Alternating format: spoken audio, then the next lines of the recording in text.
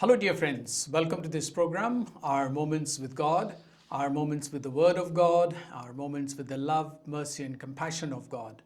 But unlike the other days when we have daily mass reflections, today I am going to interview yet another very important personality, and he's the Emeritus Bishop of Indore, Bishop Chacko SVD, and he has just entrusted the diocese to the new bishop, I think a year ago, and I would like to just speak to him about his experience as a bishop. And this place where I am is actually an ashram, Dhyan Ashram, run by SVDs about 50 kilometers away from Indore, where Bishop has come and resides. First of all, welcome to this program, Thank you. Bishop Thank you, Chacko, Dominic. and thank you for agreeing to talk to us for this program, Our Moments with God. So, first of all, are you feeling now relaxed that you are Emeritus Bishop, or are you missing something that you are doing such important work and now you are without job? How is it? No, I feel convinced about what Jesus said to Martha. There is only one thing necessary. So this is maybe most important part of my mission, where I can pray, I can relax, and be with the Lord. But there can be a catch in that, because if you say that this is the most important, and which is true what Jesus has said, you are rightly quoted, but does it mean that what you were doing earlier was not important?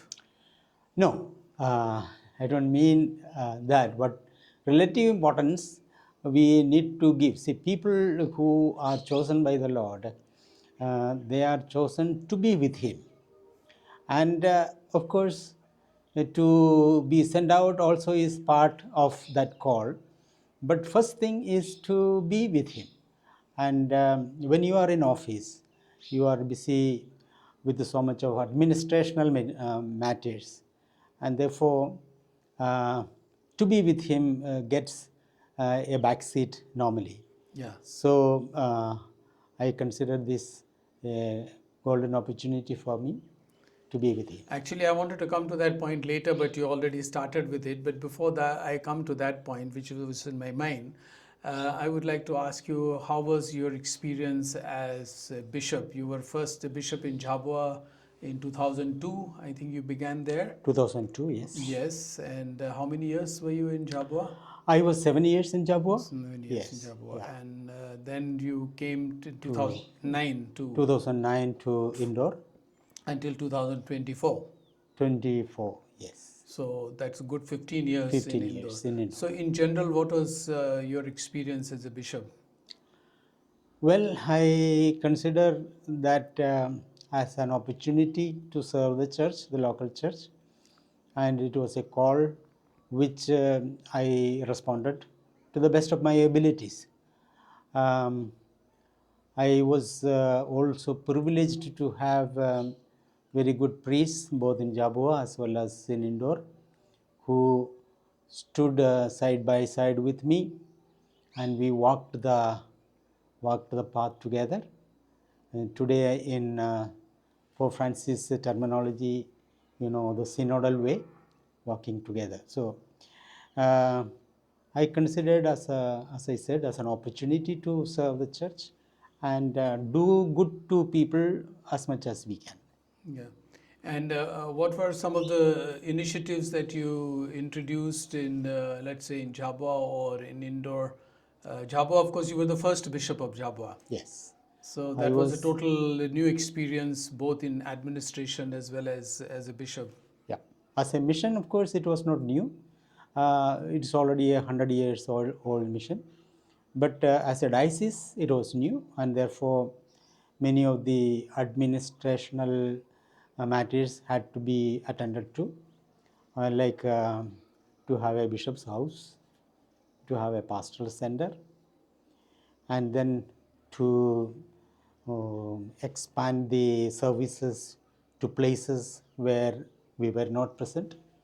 So all these were matters of concern, and Jabua being a very tribal belt, it was also important to have education for the upcoming generation. So we paid also attention to that aspect of providing good educational facilities to the people in villages. Yes. Would it be right to say that it being a new diocese, the work was quite challenging for you? Yes, it is very challenging, and that time itself we had a lot of opposition from different groups who were not so friendly with the church or missionary activities, which continues to be even to today. But that time, yes, it was very challenging. And for me, of course, Java was not completely new, because the first 7 years of my priesthood, I served in Jabua, and therefore the people, the priests, and the area was also quite familiar to me. So it was for me a second homecoming leg. So though it was challenging, we could do it together. Yes. Okay, now coming from Jhabua to Indore, did you then also face challenges in Indore, or Indore was like already a well settled diocese and it was just to continue to run it, or did you have also challenges there? We had challenges in Indore also. As I said, the general atmosphere in the whole country is changing, and therefore, whether it be in the rural area or in the cities, challenges have been always coming up. But we try to do the best in the limited circumstances that we came across. So, for example, in Jabua, we had started a school of excellence for um, tapping the talents of young students and to train them to be leaders for the community and for the nation. Uh, in Indore, of course, we had many educational institutions already, so that was not a major concern. But at the same time, there were not enough facilities for higher education.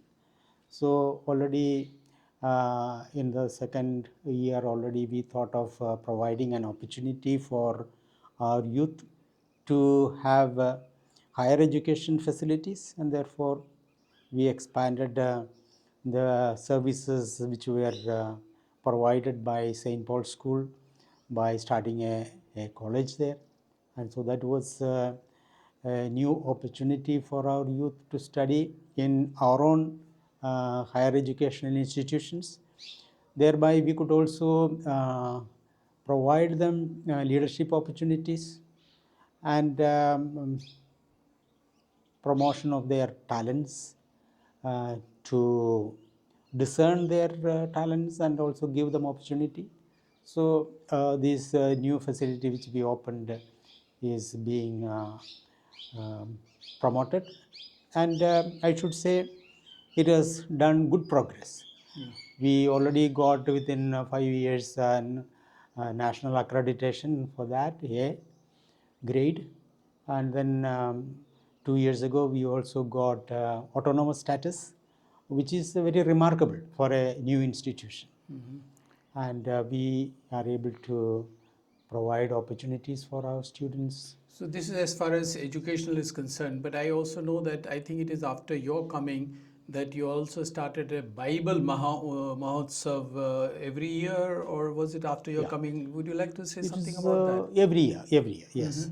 Actually, the initiative was taken by the Society of the Divine Word some 13 years ago. Father Matthew Channakudi was the one who took the initiative, and thereafter we had an evaluation, and then the people wanted to have it every year. So, respecting their opinion, we decided to have this Bible convention every year, so that people have an opportunity to listen to the Word of God and benefit from that. So So I that's was, a very nice spiritual step that was yeah, initiated, you say, by SVDs and then SVDs, yes, were promoted and furthered by you. furthered by the Diocese of Yeah, Indore, yeah. and all our priests were also very happy to continue that initiative which was started. Yeah. Yes. Now I'll ask you a rather personal question, which actually you began with. You kind of preempted what I was in my mind. I was wanting to come in the middle of the interview about that.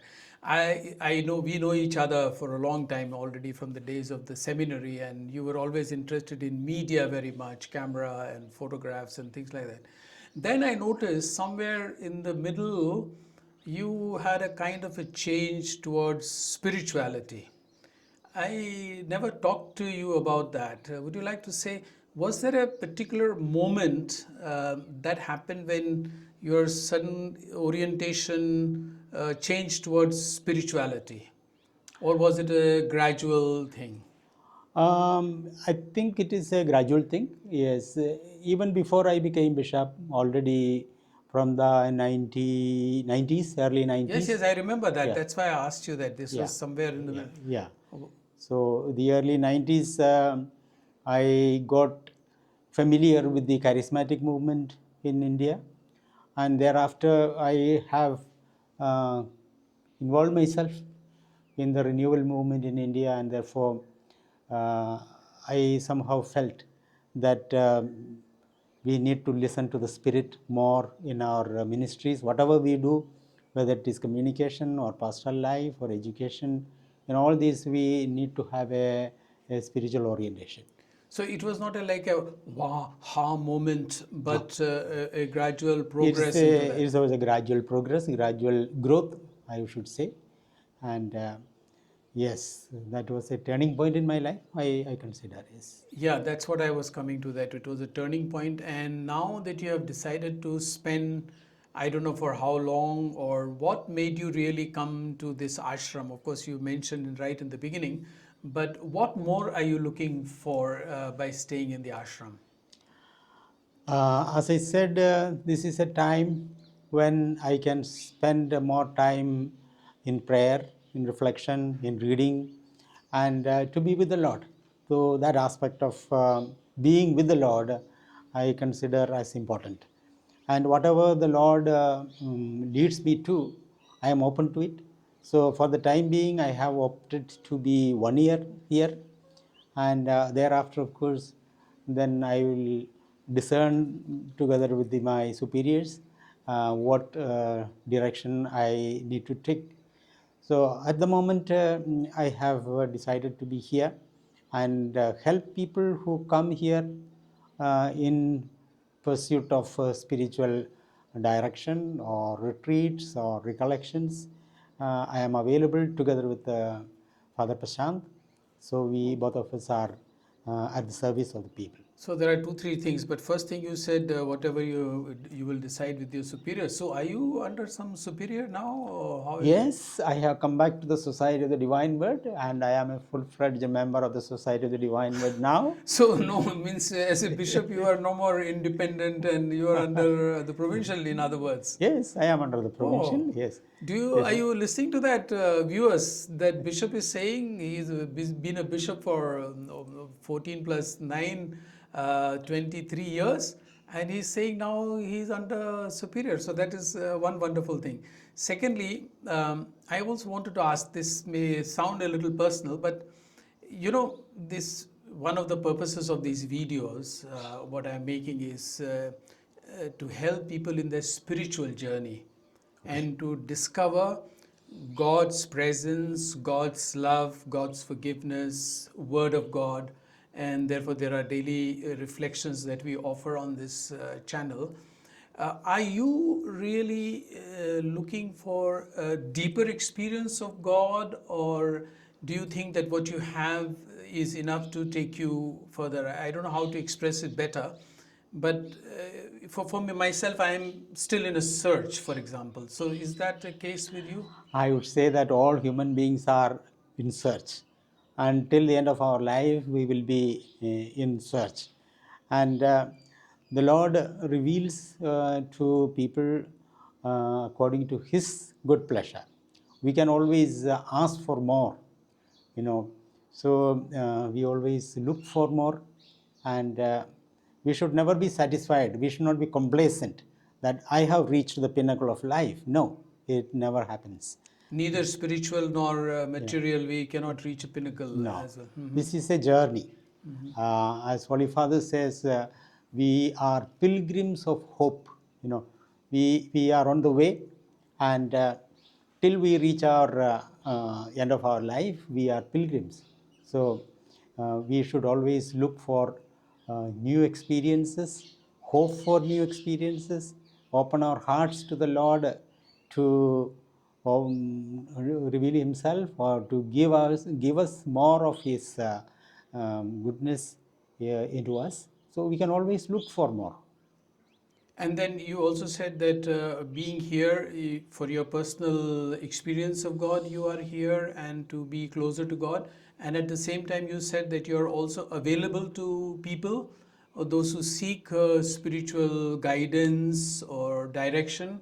You're also available and are ready to do that. Yes. We are available for that.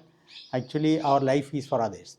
We should not be actually selfish. We should not keep for ourselves anything that the Lord has given us. It is all for others. It is for the church. It is for the society, and therefore, make our time, our talents, our experiences available for others. So I am also open to that.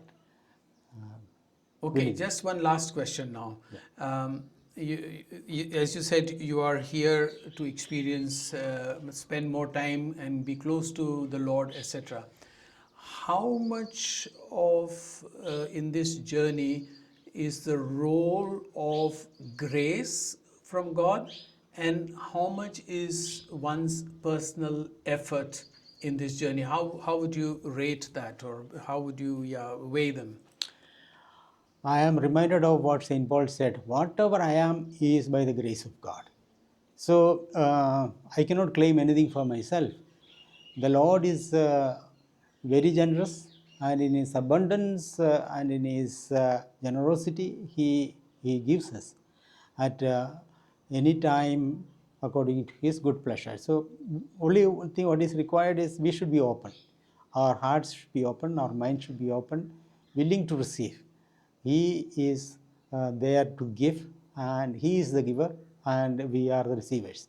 So whatever the Lord is offering, I am willing to receive, and I think this kind of openness to the Lord's grace will enrich us and enrich our life. Thank you very much. Would you still have one message to give to our viewers, and would you also, I don't know, recommend that people subscribe to this channel if you...